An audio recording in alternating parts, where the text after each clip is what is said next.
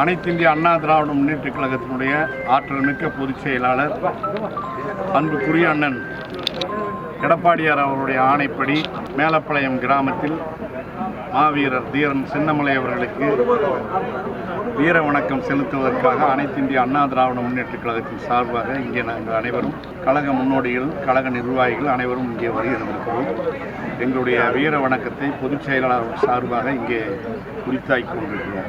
கேரள மாநிலமான வயநாடு பகுதியிலே மிகப்பெரிய இயற்கை பேரிடர் ஏற்பட்டு 500க்கும் மேற்பட்டவர்கள் தங்களுடைய இன்னுயிரை இழந்திருக்கிறார்கள். பல குடும்பங்கள் இன்றைக்கு அனாதையாக தவித்துக் கொண்டிருக்கிறது. இது தமிழகத்திற்கு ஒரு எச்சரிக்கையாக நாம் எடுத்துக்கொள்ள வேண்டும். தமிழகத்தினுடைய பல பகுதிகளிலே இன்றைக்கு இயற்கைக்கு விரோதமாக கல்குவாரிகள், கிராவல் மண் அள்ளுவது, மணல் அள்ளுவது, கட்டுக்கடங்காமல் எவ்வகையான சட்டபூர்வ அனுமதி இல்லாமலும் எவ்வகையான நியாய நடவடிக்கைகள் இல்லாமலும் ஆளும் கட்சியினர் தலையிட்டு நடைபெற்று கொண்டிருக்கிறது. இதை மாவட்ட ஆட்சித்தலைவர்கள் எங்கேயும் கண்டுகொள்வது இல்லை. இதனால் தமிழகம் கேரளத்தை ஒரு எச்சரிக்கையாக எடுத்துக்கொண்டு இங்கேயும் இயற்கை பேரிடர்கள் வந்துவிடாமல் காக்க வேண்டும் என்று சொன்னால் கனிம வள கடத்தல் கேரளாவுக்கு பொள்ளாச்சி, மதுக்கரை, உடுமலைப்பேட்டை, பழனி போன்ற பகுதிகளிலிருந்து கேரளாவுக்கு கல், மணல், கிராவல் போன்ற பொருட்கள் கேரளாவுக்கு கடத்தப்படுவதை உடனடியாக தடுத்து நிறுத்தப்பட வேண்டும். இல்லாவிட்டால் இங்கேயும் மிகப்பெரிய இயற்கை பேரிடர்கள் ஏற்படுவதற்கான சூழ்நிலை ஏற்படும். இயற்கை பேரிடர் என்று சொல்வதை விட செயற்கை பேரிடரை இங்கே ஏற்படுவதற்கான வாய்ப்பு உண்டு. நான் 3வது முறையாக மின்கட்டணம் ஆட்சிக்கு வந்த இந்த 3 ஆண்டு காலத்தில் தமிழக மக்கள் மீது அநியாயமாக, அக்கிரமமாக 3 முறை இதுவரை மின்சார கட்டணத்தை முதல்வர் மு.க. ஸ்டாலின் அவர்கள் உயர்த்தியிருக்கிறார்கள். 10 ஆண்டு காலம் அம்மா ஆட்சியிலும் எடப்பாடியாருடைய ஆட்சியிலும் எந்த ஒரு பைசா கூட மின்சார கட்டணம் உயர்த்தப்படவில்லை.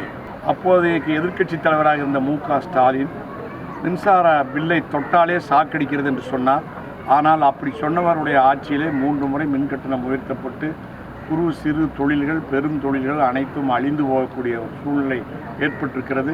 தமிழகத்தில் இருக்கிற தொழிற்சாலைகளை எல்லாம் தொழிலதிபர்கள் மூடிவிட்டு அண்டை மாநிலத்துக்கு தாவி செல்லக்கூடிய ஒரு சூழ்நிலை, குடிபெயர்ந்து செல்லக்கூடிய ஒரு சூழ்நிலை ஏற்பட்டு இங்கே தொழில் வளம் அழிந்து கொண்டிருக்கிறது. குறிப்பாக கோவை, திருப்பூர் மாவட்டங்கள் தொழில்துறையிலே மிக சிறந்த மாவட்டங்கள். இந்த 2 மாவட்டங்களும் இந்தியாவுக்கே வழிகாட்டுகிற குட்டி ஜப்பான் என்று சொல்லப்படக்கூடிய இந்த 2 மாவட்டங்களிலும் தென்னை நார் தொழில் உட்பட பம்ப் செட், அதே போல் ஆயில் இன்ஜின் உற்பத்தி, தேங்காய் கொப்பரை உற்பத்தி, தேங்காய் எண்ணெய் உற்பத்தி மற்றும் தென்னை நார் தொழில் போன்ற பல்வேறு வகையான தொழில்கள், பின்னலாடை தொழில், அதே போல் விசைத்தறி, இவை அனைத்துமே இன்றைக்கு மூடுகிற சூழ்நிலை எட்டியிருக்கிறது.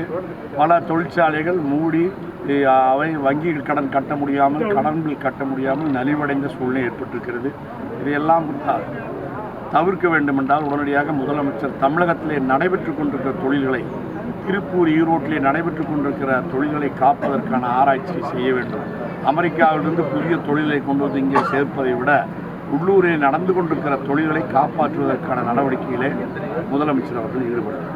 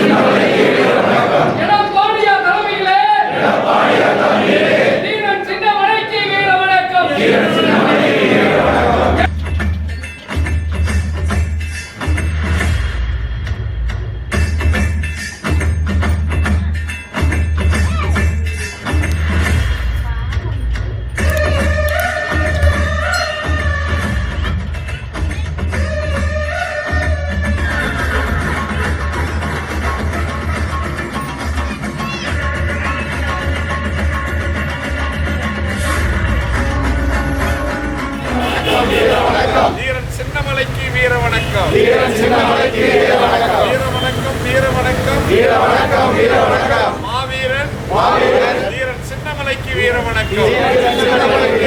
எடப்பாடியார் ஆணைப்படி வீரன் சின்னமலைக்கு வீர வணக்கம்.